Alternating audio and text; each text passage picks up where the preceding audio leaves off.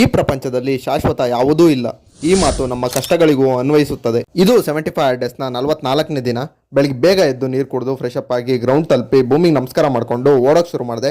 2 kilometre running ಮುಗಿಸ್ಕೊಂಡು ಸ್ವಲ್ಪ ಹೊತ್ತು ಫ್ರೀ ಅಪ್ ಎಕ್ಸಸೈಸ್ಗಳನ್ನ ಮಾಡಿ ಸೈಡ್ ಸಿಟ್ಟಿಂಗು, ಬೆಂಡಿಂಗು, ಸ್ಟ್ರೆಚಿಂಗು ಎಲ್ಲದನ್ನು ಮುಗಿಸ್ಕೊಂಡು ಪುಷಪ್ ಶುರು ಮಾಡಿದೆ. 1 ಸೆಟ್ ಅಲ್ಲಿ 10ರಂತೆ 5 ಸೆಟ್ಟು ಪುಷಪ್ಸ್ ಕಂಪ್ಲೀಟ್ ಮಾಡಿಕೊಂಡು ಸ್ವಲ್ಪ ಹೊತ್ತು ಪ್ಲಾಂಕ್ ಮಾಡಿ ಫಸ್ಟ್ ಸೆಟ್ ವರ್ಕೌಟ್ನ ಕಂಪ್ಲೀಟ್ ಮಾಡಿದೆ.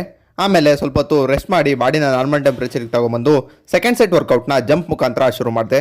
ಜಂಪ್ ಮುಗಿಸ್ಕೊಂಡು ಸ್ವಲ್ಪ ಹೊತ್ತು ಎಲ್ಸಿಟ್ ಟ್ರೈ ಮಾಡಿ ಅಲ್ಲೇ ಇದ್ದ ಇಟ್ಟಿಗೆ ತಗೊಂಡು ಸ್ವಲ್ಪ ಹೊತ್ತು ಕೋರ್ಗೋಸ್ಕರ ಈ ಥರ ಎಕ್ಸಸೈಸ್ಗಳನ್ನ ಟ್ರೈ ಮಾಡಿ ಆಮೇಲೆ 100 ಸಿಟಪ್ಸ್ ಮಾಡಿ 100 ಬಸ್ಕಿ ಹೊಡೆದು ಅಲ್ಲೇ ಇದ್ದ ಬೆಂಚ್ನ ಸಹಾಯದಿಂದ ಸ್ವಲ್ಪ ಹೊತ್ತು ಅಬ್ಡಮನ್ ವರ್ಕೌಟ್ ಮಾಡಿ ಸ್ವಲ್ಪ ಹೊತ್ತು ವಿ ಸಿಟ್ ಟ್ರೈ ಮಾಡಿ ಇಟ್ಕೆ ತೆಗೆದು ಸೈಡ್ಗೆ ಇಟ್ಟು ಆಚೆ ಬಂದು ಸ್ವಲ್ಪ ಹೊತ್ತು ಪುಲ್ ಅಪ್ ಟ್ರೈ ಮಾಡಿ ಸೆಕೆಂಡ್ ಸೆಟ್ ವರ್ಕೌಟ್ನ ಕಂಪ್ಲೀಟ್ ಮಾಡಿದೆ. ಬೆಳಿಗ್ಗೆ ಉದ್ನಿಟ್ಟು ಚಪಾತಿ, ಮಧ್ಯಾಹ್ನ ಅನ್ನ ಸಾರು ಮೊಟ್ಟೆ, ಸಂಜೆ ಹಾಲು ಡ್ರೈ ಫ್ರೂಟ್ಸು, ರಾತ್ರಿ ಚಿಕನ್ ರೈಸು. ಇವತ್ತು ಕಲ್ತಿದ್ದ ವಿಷಯ ಏನಂದ್ರೆ ಡ್ರೈನ್ ಥಿಯರಿ.